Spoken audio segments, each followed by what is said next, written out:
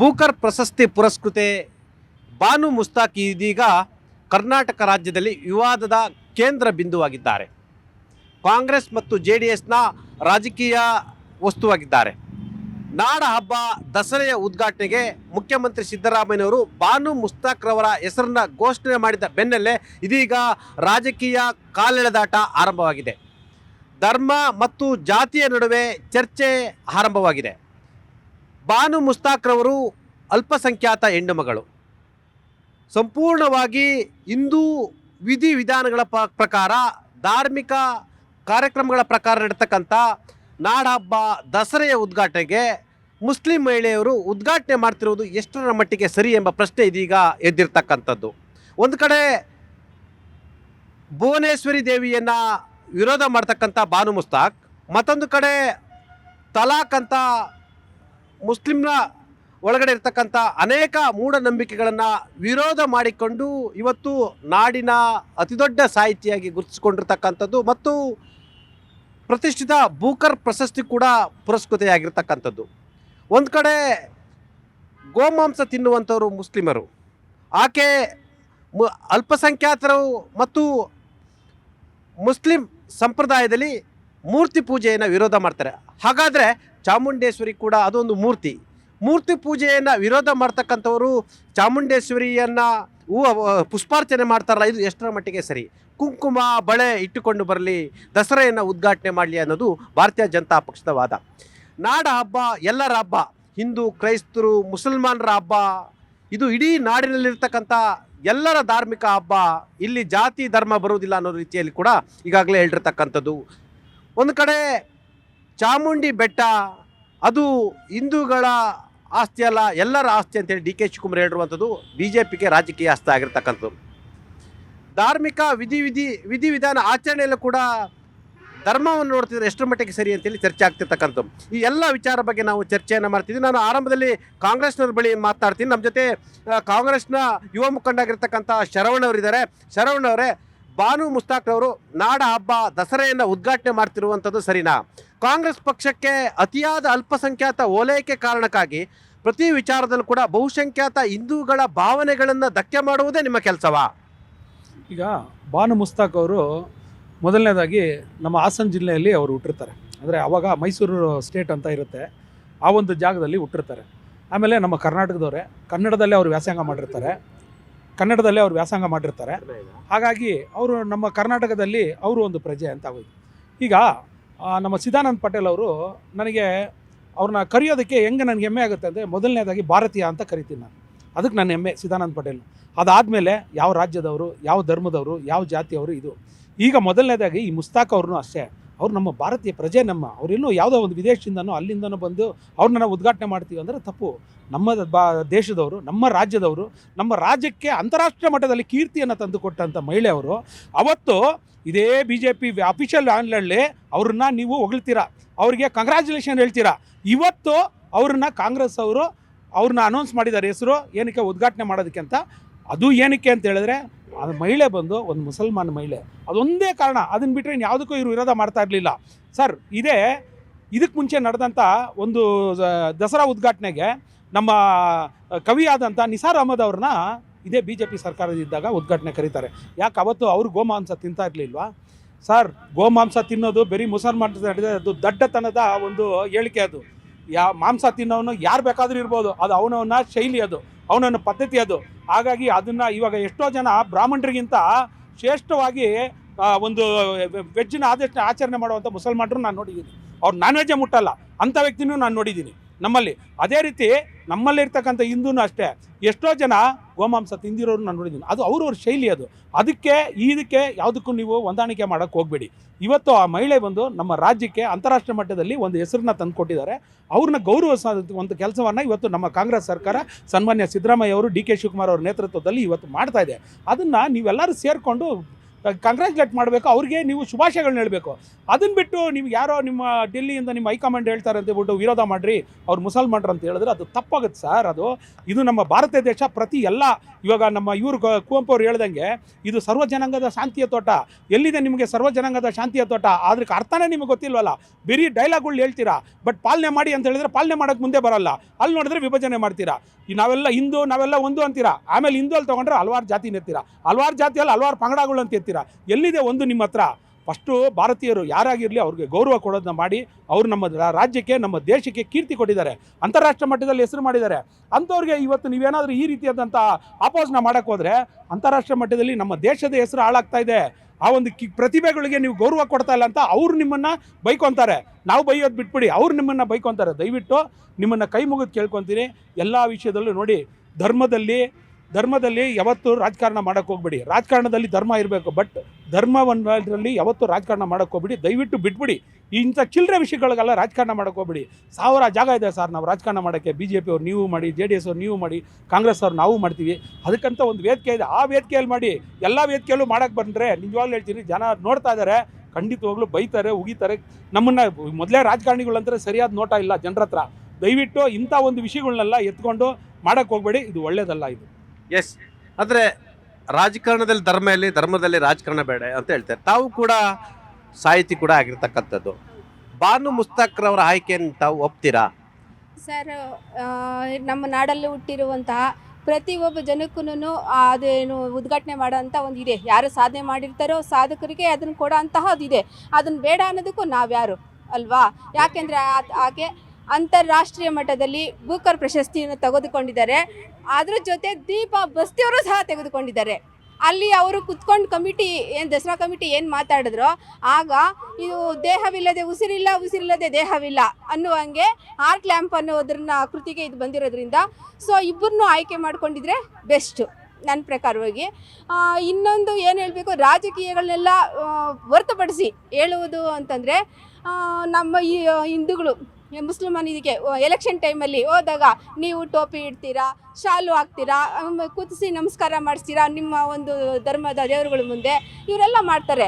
ಹಾಗೇನೇ ಆಕೆ ಒಂದು ಹೆಣ್ಣಾಗಿರೋದಕ್ಕೆ ಮಾತ್ರ ಇದು ಒಂದು ಇಲ್ಲಿ ಫೆಸಿಲಿಟಿ ಏನು ಅಂತಂದರೆ, ನಮ್ಮ ಕಡೆ ಅರಿಶಿನ ಕುಂಕುಮ ಇಟ್ಟು, ಹೂ ಮುಟ್ಟು, ಕೈ ತುಂಬ ಬಳೆ ತೊಟ್ಟು ಒಂದು ಸುಮಂಗಲಿ ಥರ ಆ ದಸರಾನ ಉದ್ಘಾಟನೆ ಮಾಡಿದ್ರೆ ಯಾವುದೇ ಒಂದು ತೊಂದರೆಗಳು ಬರಲ್ಲ. ಮತ್ತು ಮಟನ್ ನಾನ್ ವೆಜ್ ಯೂಸ್ ಮಾಡೋದು ಸಹಿತ ನಾವು 9 ದಿವಸ 9 ದೇವತೆಗಳನ್ನ ಏನು ಶೈಲಪುತ್ರಿ, ಬ್ರಹ್ಮಚಾರಿಣಿ, ಕೂಷ್ಮಾಂಡ, ಚಂದ್ರಘಟ್ಟ, ಸ್ಕಂದ ಮಾತಾ, ಮಹಾಗೌರಿ, ಸಿದ್ಧಿರಾತ್ರಿ ಅಂತ ಹಿಂಗೆಲ್ಲ ನಾವು ಪೂಜೆ ಮಾಡ್ತೀವಲ್ವಾ. ಇದನ್ನೆಲ್ಲ ಆಧಾರವಾಗಿ ಇಟ್ಕೊಂಡು ಧಾರ್ಮಿಕತೆಯಿಂದ ಮಾಡಿದ್ರೆ, ಮತ್ತು ಆಕೆ ಯಾವುದೋ ಒಂದು ವೇದಿಕೆಯಲ್ಲಿ ಏನು ಅರಿಶಿನ ಕುಂಕುಮನ ಕನ್ನಡ ಭುವನೇಶ್ವರಿ ಮಾಡಿಬಿಟ್ರಿ, ಅದನ್ನು ಮೆರೆಸ್ಬಿಟ್ರಿ ಅಂತ ಹೇಳ್ತಾರಲ್ವಾ, ಇದೆಲ್ಲದಕ್ಕೂ ಹಿಮ್ಮೆಟ್ಟಿಸುತ್ತೆ. ಧಾರ್ಮಿಕ ಆಚರಣೆಯ ಹಿನ್ನೆಲೆಯಲ್ಲಿ ಉದ್ಘಾಟನೆ ಮಾಡಿದ್ದಾರೆ, ನಾವು ಇದನ್ನೆಲ್ಲರನ್ನು ಹೆಸಪ್ ಮಾಡ್ಬೋದು ಅಂತ ಇಡೀ ನಾಡಿನ ಜನತೆ ಆಕೆಗೆ ಗೌರವ ಕೊಡ್ತಾರೆ sir. Yes madam. Abdul Kalam ರವರು ಈ ದೇಶ ಕಂಡ, ಈ ನಾಡು ಕಂಡ ಅತ್ಯುತ್ತಮ ವಿಜ್ಞಾನಿ ಹೌದು, ರಾಷ್ಟ್ರಪತಿ ಹೌದು. ಯಡಿಯೂರಪ್ಪನವರ ಸರ್ಕಾರದ ಸಂದರ್ಭದಲ್ಲಿ ಕೂಡ ನಾಡ ದಸರನ್ನು ಉದ್ಘಾಟನೆ ಮಾಡಲಿಕ್ಕೆ ಅಬ್ದುಲ್ ಕಲಾಂ ರವರನ್ನು ಕೂಡ ಇನ್ವೈಟ್ ಮಾಡಿರ್ತಾರೆ. ಕಾರಣಾಂತರಗಳಿಂದ ಅವ್ರಿಗೆ ಪೂರ್ವ ನಿಯೋಜಿತ ಕಾರ್ಯಕ್ರಮ ಇದ್ದಿದ್ದರಿಂದ ಅವರು ಕೂಡ ಬರಲಿಲ್ಲ. ನಿಮಗೆ ಗೊತ್ತಿರಲಿ, ನಾಲ್ವಡಿ ಕೃಷ್ಣರಾಜ ಒಡೆಯರವರ ಅಂಗರಕ್ಷಕ ಕೂಡ ಅಲ್ಪಸಂಖ್ಯಾತ, ಟಾಂಗವಾಲಗಳು ಕೂಡ ಅಲ್ಪಸಂಖ್ಯಾತರಿರ್ತಕ್ಕಂಥದ್ದು. ನಿಮಗೆ ನಾಡ ಹಬ್ಬ ದಸರೆಯಲ್ಲಿ ಮುಸಲ್ಮಾನರು ಇರ್ತಾರೆ, ಕ್ರೈಸ್ತರು ಇರ್ತಾರೆ, ಜೈನರು ಇರ್ತಾರೆ, ಹಿಂದೂಗಳು ಇರ್ತಾರೆ. ನಾಡ ಹಬ್ಬ ಅಂದರೆ ನಾಡಿನಲ್ಲಿ ಇರ್ತಕ್ಕಂಥವ್ರು ಎಲ್ಲರೂ ಒಂದು ಎಲ್ಲವನ್ನೂ ಕೂಡ ನೀವು ರಾಜಕೀಯವಾಗಿ ನೋಡ್ತಿದ್ರೆ ಈ ದೇಶ ಜಾತ್ಯತೀತ ರಾಷ್ಟ್ರ ಅಂತೀರಿ, ಈ ಸಂವಿಧಾನದ ಒಳಗೊಳ್ಳುವಿಕೆಯಲ್ಲಿ ತಾವು ಇಲ್ಲ ಅಂತ ಹೇಳಿದರೆ ಹಾಗಾದರೆ ಮುಂದೆ ಏನು ಒಂದು ಪ್ರಶ್ನೆ ಆಗ್ತಿರ್ತಕ್ಕಂಥದ್ದು. ಬಾನು ಮುಸ್ತಾಕ್ರವರು ಉದ್ಘಾಟನೆಗೂ ಮುನ್ನ ನಿಸಾರ್ ಅಹಮದ್ ರವರು ಕವಿಯಾಗಿರ್ತಕ್ಕಂಥ ಪ್ರೊಫೆಸರ್ ನಿಸಾರ್ ಅಹಮದ್ ರವರು ಉದ್ಘಾಟನೆ ಮಾಡಿದರು. ನಿಮಗೆ ಗೊತ್ತಿರಲಿ, ಇದೇ DGP ಸಲೀಮ್ರವರು ಮೈಸೂರಿನ ಕಮಿಷನರ್ ಆಗಿದ್ದರು, ಅಚ್ಚುಕಟ್ಟಾಗಿ ದಸರೆಯನ್ನು ಬಂದೋಬಸ್ತ್ ನಡೆಸ್ಕೊಟ್ರು. ಇಬ್ರಾಹಿಂ ಅಂತಿದ್ರು, ದಸರಾ ವಿಶೇಷ ಅಧಿಕಾರಿಯಾಗಿದ್ದರು, ಅವರು ಕೂಡ ಅಚ್ಚುಕಟ್ಟಾಗಿ ದಸರೆಯನ್ನು ನಡೆಸ್ಕೊಟ್ರು. ತನ್ವೀರ್ ಸೇಠ್ ಅಂತ ಉಸ್ತುವಾರಿ ಮಂತ್ರಿ ಇದ್ದರು, ಅವರೇ ನಾಡದೇವತೆ ಚಾಮುಂಡೇಶ್ವರಿಗೆ ಪೂಜೆ ಮಾಡಿ ಅರ್ಚನೆ ಮಾಡಿ ನಂತರ ದಸರೆಯನ್ನು ನಡೆಸ್ಕೊಟ್ರು. ನಾನು ನಿಮ್ಗೆ ಹೇಳಿದೆ, ನಾಲ್ವಡಿ ಕೃಷ್ಣರಾಜರ ಅಂಗರಕ್ಷಕ ಕೂಡ ಅವರೇ. ಮಿರ್ಜಾ ಇಸ್ಮಾಯಿಲ್ ದಿವಾನ್ರು ಇದ್ದಾರಲ್ಲ, ದಿವಾನರು ಕೂಡ ದಸರೆಯನ್ನು ನಡೆಸ್ಕೊಟ್ರು. ಈಗೆಲ್ಲ ಇರುವಾಗ ಎಲ್ಲವನ್ನು ಜಾತಿ ಧರ್ಮ ರಾಜಕೀಯ ಬಣ್ಣದಲ್ಲಿ ತಾವು ನೋಡ್ತಾ ಇದ್ರೆ ಈ ದೇಶದಲ್ಲಿ ಕಮ್ಯುನಲ್ ಕ್ಲಾಸ್ಗೆ ಮುಂದಿನ ದಿನಗಳಲ್ಲಿ ನೀವೇ ಸ್ವತಃ ಅವಕಾಶಗಳನ್ನ ಮಾಡಿಕೊಡ್ತಿದ್ದೀರಾ ಅಂತೇಳಿ ಚರ್ಚೆ ಆಗಿರ್ತಕ್ಕಂಥದ್ದು. ಖಂಡಿತವಾಗ್ಲೂ ಇಲ್ಲ ಸರ್. ಏಕೆಂದರೆ ನಮಗೆ ಬಾನು ಮುಷ್ತಾಕ್ ಅವರ ಮೇಲೆ ಅತೀವವಾದ ಗೌರವ ಇದೆ. ಯಾಕೆಂದರೆ ಅವರು ಒಂದು ಕನ್ನಡಕ್ಕೆ ಒಂದು ಪ್ರಶಸ್ತಿಯನ್ನು ಬೂಕರ್ ಪ್ರಶಸ್ತಿ ಅಂತ ತಂದು ಕೊಟ್ಟಿದ್ದಾರೆ. ಒಂದು ಹೆಣ್ಮಗಳಾಗಿರ್ಬೇಕಾದಾಗ ಅಪಾರವಾದ ಗೌರವ ಇದೆ. ನಮಗೆ ಆಕ್ಷೇಪ ಇರೋದೇನು ಅಂತಂದರೆ, ನೀವು ಈ ಒಂದು ಯಾಕಂದರೆ ಧರ್ಮದ ಆಚರಣೆ ಅಂತ ಬಂದಾಗ ಇದು ದಸರಾ ಬರೀ ಸಾಂಸ್ಕೃತಿಕ ಆಚರಣೆ ಅಲ್ಲ. ಸಾಂಸ್ಕೃತಿಕ ಆಚರಣೆ ಅಂದರೆ ಅದು ಬೇರೆ ರೀತಿ ಆಗುತ್ತೆ. ಧಾರ್ಮಿಕ ಆಚರಣೆ ಅಂತೆ.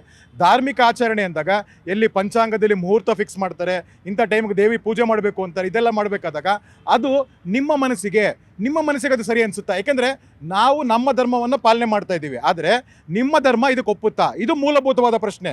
ಯಾಕೆಂದರೆ ನಿಮ್ಮ ಧರ್ಮದಲ್ಲಿ ವಿಗ್ರಹಾರಾಧನೆ ಇಲ್ಲ, ಏಕ ಒಂದು ಕುರಾನ್ ಅಂತ ಇಟ್ಕೊಂಡಿದ್ದೀರಾ. ಈ ಥರ ಇರಬೇಕಾದಾಗ ನಾವು ಕೇಳ್ತಾ ಇದ್ದೀವಿ, ನೀವು ಬಂದು ನಮ್ಮ ಒಂದು ಇದಕ್ಕೂ ಧಕ್ಕೆ ತರ್ತಾ ಇದ್ದೀರಾ. ಎಲ್ಲ ಧರ್ಮದಲ್ಲೂ ಕೂಡ ಪಾಸಿಟಿವ್ ನೆಗೆಟಿವ್ ಇರ್ತಕ್ಕಂಥದ್ದು ಆಯ್ತಾ. ಹಿಂದೂ ಧರ್ಮದಲ್ಲೂ ಮೂಢನಂಬಿಕೆಗಳಿದೆ, ಹಿಂದೂ ಧರ್ಮದಲ್ಲಿ ಕಂದಾಚಾರಗಳಿದಾವೆ, ಮುಸ್ಲಿಂ ಧರ್ಮದಲ್ಲೂ ಕಂದಾಚಾರಗಳಿದಾವೆ, ಎಲ್ಲ ಧರ್ಮಗಳಲ್ಲಿ ಇರ್ತಕ್ಕಂಥದ್ದು. ಅರ್ಥ ಆಯ್ತಾ? ಜಾತಿ ವ್ಯವಸ್ಥೆ ಅತಿ ಹೆಚ್ಚಿರೋದೆಲ್ಲಿ ಹೇಳಿ? ಹಿಂದೂ ಧರ್ಮದಲ್ಲೇ ಜಾತಿ ವ್ಯವಸ್ಥೆ ಇರ್ತಕ್ಕಂಥದ್ದು. ಇವತ್ತು ಕೂಡ ವರ್ಣಾಶ್ರಮದ ಬಗ್ಗೆ ಇವತ್ತು ಚರ್ಚೆ ಆಗುತ್ತೆ. ಆಗಿದ್ದಾಗ ಹಾಗಾದ್ರೆ ಕಂದಾಚಾರಗಳ ಬಗ್ಗೆ ಇರ್ಬೇಕಾದಾಗ ಇವರು ನಿಜಾರ್ ಅಹಮದ್ ಬಗ್ಗೆ ಮಾತಾಡ್ತಾ ಇದ್ದಾರೆ ಕಾಂಗ್ರೆಸ್ ಅವರು. ನಿಜಾರ್ ಅಹಮದ್ ತಮ್ಮ ಕವಿತೆಯಲ್ಲಿ ತಾಯಿ ನಿತ್ಯೋತ್ಸವ, ಕನ್ನಡ ತಾಯಿಯನ್ನು ತಾಯಿ ನಿತ್ಯೋತ್ಸವ ಅಂತ ಕರಿತಾ ಇರೋಂಥದ್ದು. ಬಾನು ಮುಷ್ತಾಕ್ ಅವರಿಗೆ ಕನ್ನಡ ತಾಯಿ ಮತ್ತು ಅರಿಶಿನ ಕುಂಕುಮದ ಬಗ್ಗೆನೇ ಅವ್ರಿಗೆ ಬೇರೆ ರೀತಿಯಾದಂಥ ಅಭಿಪ್ರಾಯ ಇರಬೇಕಾದಾಗ, ನಾಡದೇವಿಯನ್ನು ನಾಡದೇವಿ ಅಂತ ಕರೀದೇ ಇದ್ದಾಗ, ಕನ್ನಡ ತಾಯಿಯನ್ನು ಕನ್ನಡ ತಾಯಿ ಅಂತ ಕರೀದೇ ಇದ್ದಾಗ ಅದರಲ್ಲಿರುವಂಥದ್ದು ನೀವು ಈ ರೀತಿಯಾದಂಥ ಒಂದು ಸ್ಥಿತಿಯನ್ನು ಇಟ್ಕೊಂಡು ನಾಡದೇವತೆಗೆ ಮನಸ್ಸಿನಲ್ಲಿ ಬೇರೆ ಒಂದು ವಿಚಿತ್ರವಾದ ಮನಸ್ಸಿನಲ್ಲಿ ಇದು ಮಾಡೋಕೆ ಹೋದಾಗ ನಮ್ಮ ದಸರಾಗೆ ಅದು ಧಕ್ಕೆ ಆಗುತ್ತೆ. ನೀವು ನಮ್ಮ ಧಾರ್ಮಿಕ ನಂಬಿಕೆಗಳಿಗೆ ಧಕ್ಕೆ ತರಬೇಡಿ ಅನ್ನೋದನ್ನೇ ಅವ್ರಿಗೆ ನಾವು ಮನವಿ ಮಾಡ್ತಾ ಇರೋಂಥದ್ದು. ಈ ಒಂದು ಕೆಸರಾಚದಲ್ಲಿ ಯಾಕೆ ಕಾಂಗ್ರೆಸ್ನವರು ಈ ಒಂದು ಇದನ್ನು ಇದು ಮಾಡ್ತಾ ಇದ್ದಾರೆ? ಜನರ ಧಾರ್ಮಿಕ ಭಾವನೆಗಳಿಗೆ ಯಾಕೆ ಧಕ್ಕೆ ತರ್ತಾ ಇದ್ದಾರೆ? ನಾವು ವ್ಯಕ್ತಿಯಾಗಿ ಅವರನ್ನು ಗೌರವಿಸ್ತೇವೆ, ಆದರೆ ಆಚರಣೆ ಅಂತ ಬಂದಾಗ ಅವರ ಆಚರಣೆ ಬೇರೆ, ನಮ್ಮ ಆಚರಣೆ ಬೇರೆ. ನಿಮಗೆ ಕನ್ನಡ ತಾಯಿ, ನಾನು ನಿಸಾರ್ ಅಹಮದ್ ಬಗ್ಗೆ ಹೇಳ್ತಾ ಇರಬೇಕಾದಾಗ ಹೇಳಿದಂಥದ್ದು, ನಿಸಾರ್ ಅಹಮದ್ ಅವರು ಕನ್ನಡ ತಾಯಿಯ ಬಗ್ಗೆ, ಕರ್ನಾಟಕದ ಬಗ್ಗೆ ತಾಯಿ ನಿತ್ಯೋತ್ಸವ ಅಂತ ಹೇಳಿದಂಥದ್ದು. ಈ ಮಣ್ಣನ್ನು ತಾಯಿ ಎಂದು ಒಪ್ಕೊಂಡಿದಂಥದ್ದು. ಬಾನು ಮುಷ್ತಾಕ್ ಅವರು ಈ ಮಣ್ಣನ್ನು ತಾಯಿ ಅಂತ ಒಪ್ಕೊಂತಾರ? ಕನ್ನಡ ತಾಯಿ ಅಂತ ಒಪ್ಕೊಂಡೇ ಇರೋರು ನಾಡದೇವತೆಯನ್ನು ಒಪ್ಕೊಂತಾರ?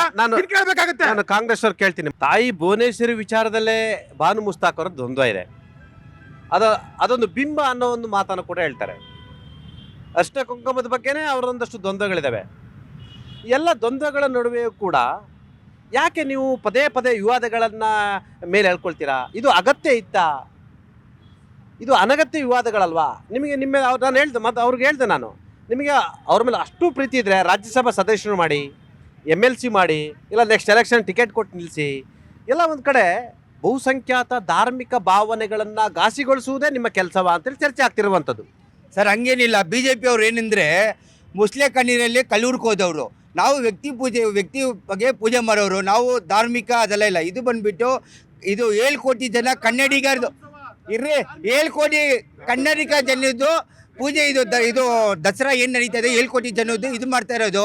ನಮಗೆ ಎಲ್ಲ ಇದು ಕ್ರಿಶ್ಚಿಯನ್ಸು, ಹಿಂದೂ, ಮುಸ್ಲಿಂ ಎಲ್ಲರೂ ಬೇಕಾಗಿರೋರು. ನೀವು ಬೇಗ ಮಾಡಬೇಡಿ. ಇದರಲ್ಲಿ ಏನು ನಡೀತಾ ಇದೆ, ಬಾನು ಮುಷ್ತಾಕ್ ಅವ್ರು ಬಂದು ಇದು ಆ್ಯಕ್ಟಿವಿಸ್ಟ್ ಅವರು ಕನ್ನಡ ಆ್ಯಕ್ಟಿವಿಸ್ಟ್, ಅವ್ರು ಲಾಯರು, ಕರ್ನಾಟಕದಿಂದ ಲಾಯರ್ ಆಗಿದ್ದಾರೆ. ಅವರು ಇಂಟರ್ನ್ಯಾಷನಲ್ ಕುಕ್ಕರ್ ಅವಾರ್ಡ್ ತೊಗೊಂಡಿದ್ದಾರೆ.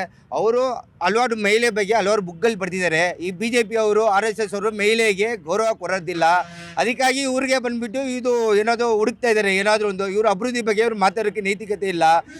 ಇವತ್ತು BJP ಅವರು ಹೇಳ್ತಾ ಇದ್ದಾರೆ ಅಂದರೆ, ಇವತ್ತು BJP ಅವರು ಇವತ್ತು ಎಷ್ಟು ಹಿಂದೂ ಮಕ್ಕಳು ಊಟದಿಲ್ಲ, ಎಜುಕೇಷನ್ ಇಲ್ಲ, ಇಷ್ಟು ಬಡ ಮಕ್ಕಳು ಇದ್ದಾರೆ ಹಿಂದೂಗಳು. ಅವ್ರ ಮನೆ ಹತ್ರ ಹೋಗಿ ಇವರು ಏನೋ ಅವ್ರಿಗೆ ಸಹಾಯ ಮಾಡೋಕ್ಕೆ ಇವ್ರು ಯೋಗ್ಯತೆ ಇಲ್ಲ. ಇವ್ರು ಬಂದ್ಬಿಟ್ಟಿದ್ದಾರೆ, ರಾಜಕೀಯ ಮಾಡ್ಕೊಂಡು ಇದು ಮಾಡ್ಕೊಂಡಿದ್ದಾರೆ. ನಾವು ಜನ ಪರವಾಗಿರೋ ಜನ, ನಮಗೆ 7 ಕೋಟಿ ಜನ ಓಟ್ ಹಾಕಿರೋ ನಮಗೆ ಏನು ಮಾಡಬೇಕು ಏನು ಮಾಡಬಾರ್ದು ಅಂತ ಹೇಳ್ಬಿಟ್ಟು ನಮ್ಗೆ ರೈಟ್ಸ್ ಕೊಟ್ಟಿದ್ದಾರೆ. 140 ಸೀಟ್ ಬಂದಿರೋ ಕಾಂಗ್ರೆಸ್ ಪಕ್ಷಕ್ಕೆ ನಮಗೆ BJP ಅವ್ರ ಹತ್ರ ಬಂದು ಸಲಿಗೆ ತೊಗೊಂಡು ನಾವು ಮಾರೋಕ್ಕೆ ನಾವು ನೈತಿಕತೆ ಇಲ್ಲ. ನಮ್ಮದೊಂದು ಓನ್ ಇದಿದೆ, ನಾವು ಮಾಡ್ಕೊಂಡು ಹೋಗ್ತಾ ಇದ್ದೀವಿ. ನೀವು ನೋಡ್ಕೊಂಡು ನೀವು ಆರೋಪ ಮಾಡ್ಕೊಂಡು ವಿರೋಧ ಪಕ್ಷದಲ್ಲಿ 60 ಸೀಟ್ ಬಂದಿದ್ದೀರಾ, ಮುಂದಕ್ಕೆ ನೀವು 30 ಸೀಟ್ ಬಂದೇ ಬರ್ತೀರಾ ಖಚಿತ. ನೀವು ವಿರೋಧ ಪಕ್ಷ ನಾಯಕರಿಲ್ಲ ನಿಮ್ಮದಲ್ಲಿ, ಸುಮ್ಮನೆ ಗಾಳಿ ಗುಂಡು ಹೊಡೆಯೋದು BJP ಅವ್ರದ್ದು ಇದು. ನಾಡಹಬ್ಬ ದಸರಾ ಉದ್ಘಾಟನೆ ಮಾಡ್ತಿರ್ತಕ್ಕಂಥವ್ರು ಬಾನು ಮುಸ್ತಾಕ್ನವರು, ಸರಿಯೋ ತಪ್ಪು? ಸರ್, ಇದು ಬಾನು ಮುಸ್ತಕ್ ಅವರು ಒಬ್ಬರು ಬೂಕರ್ ಪ್ರಶಸ್ತಿ ವಿಜೇತೆ ಆಗಿರೋದ್ರಿಂದ ಅವ್ರು ಮಾಡ್ತಾ ಇರೋದು ಸರಿ ಅಂತ ನನಗನ್ಸುತ್ತೆ. ಯಾಕಂದರೆ ಸಿದ್ದರಾಮಯ್ಯ ಅವರು ಸಾಕಷ್ಟು ಯೋಚನೆ ಮಾಡಿ ಅವರನ್ನು ಆಯ್ಕೆ ಮಾಡಿದ್ದಾರೆ. ಯಾಕಂದರೆ ಅಂತಾರಾಷ್ಟ್ರೀಯ ಮಟ್ಟದಲ್ಲಿ ನಮ್ಮ ಒಂದು ಕನ್ನಡದ ಒಂದು ಕೀರ್ತಿ ಪತಾಕೆಯನ್ನು ಆರಿಸಿದ್ದಾರೆ. ಹಾಗಾಗಿ ಅವರು ಮಾಡೋದ್ರಲ್ಲಿ ಯಾವುದೇ ತಪ್ಪಿಲ್ಲ. ಈ ಒಂದು ವಿಷಯದಲ್ಲಿ BJP ಅವರು ಧರ್ಮವನ್ನು ತರ್ತಾ ಇದ್ದಾರೆ. ಧರ್ಮ ಅನ್ನುವಂಥದ್ದು ಅವರು ಬಾನು ಮುಷ್ತಾಕ್ ಅವರೇ ಹೇಳಿದ್ದಾರೆ. ಬಾನು ಮುಷ್ತಾಕ್ ಅವರೇ ಹೇಳಿದ್ದಾರೆ. ಇಲ್ಲ, ಬಾನು ಮುಷ್ತಾಕ್ ಅವರೇ ಹೇಳಿದ್ದಾರೆ, ನನಗೆ ಚಾಮುಂಡೇಶ್ವರಿ ತಾಯಿ ಕೊಟ್ಟಿರುವಂತ ಒಂದು ಅವಕಾಶ, ನಾನು ಚಾಮುಂಡೇಶ್ವರಿ ತಾಯಿನ ಪ್ರಾರ್ಥನೆ ಮಾಡಿದ್ದೆ, ಆ ದೇವಿ ನನಗೆ ಈ ಒಂದು ಅವಕಾಶವನ್ನು ಕೊಟ್ಟಿದ್ದಾರೆ ಅಂತ ಬಾನು ಮುಷ್ತಾಕ್ ಅವರೇ ಹೇಳಿದ್ದಾರೆ.